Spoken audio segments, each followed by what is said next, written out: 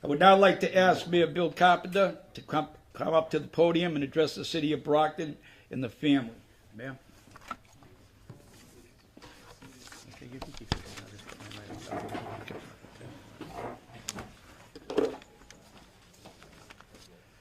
Well, good afternoon, everyone. It's a distinct honor and privilege to be part of this ceremony here this afternoon. First, I want to be sure to recognize VFW Post 1046. Gentlemen, thank you all for your service, and thank you for your important role here today in making this presentation of the Purple Heart to the Johnson family possible. The city of Brockton, the sons and daughters of Brockton, have a proud and rich tradition of serving our military both in times of war and peace. And I think, as mentioned in the prayer, it's important that we honor all of those who served. And in particular today, we're here to, 74 years later, honor Seaman John Russell Johnson for making the ultimate sacrifice on December 7th, 1941. We're having so few remaining opportunities to honor those of the greatest generation.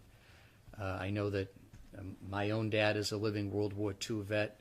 There are very, very few left. I know that the commander will mention some that are here in attendance today.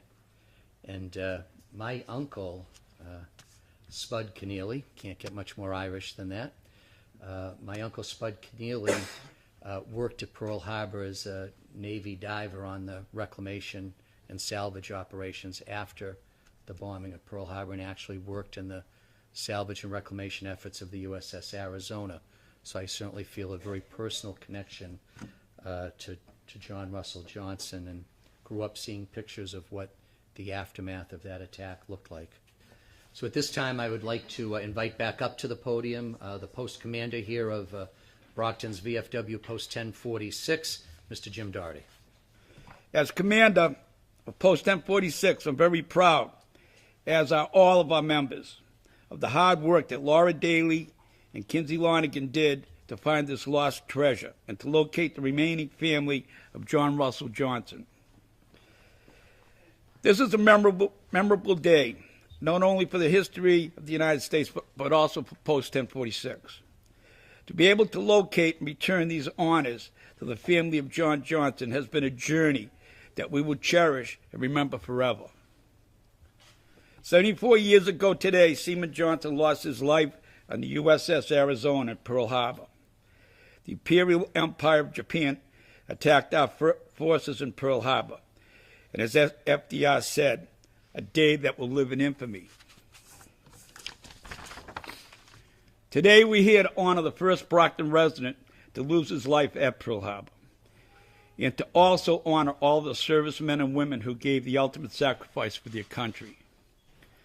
Today is a reverent day in American history, a day when America became involved in World War II and came together as a nation to defeat a common enemy.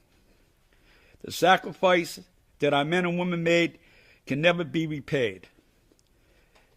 Today we are able to at least give back to the family of Seaman Johnson a small tribute of his sacrifice and devotion to his country that he served so proudly.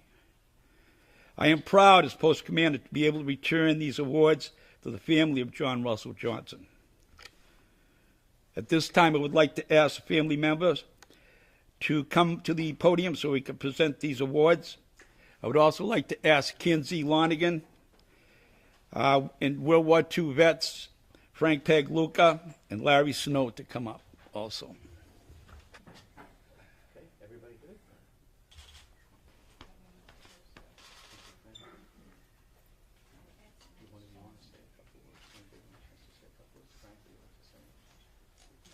First of all, I'd like to thank Laura and Kinsey for making all this possible. I know it took a lot of work. Johnson's not a very uncommon name. I mean, we're only one or two of us around, but I understand why it took so long to do this, and a lot of hard work, and it's just typical of the things that happens with true Americans.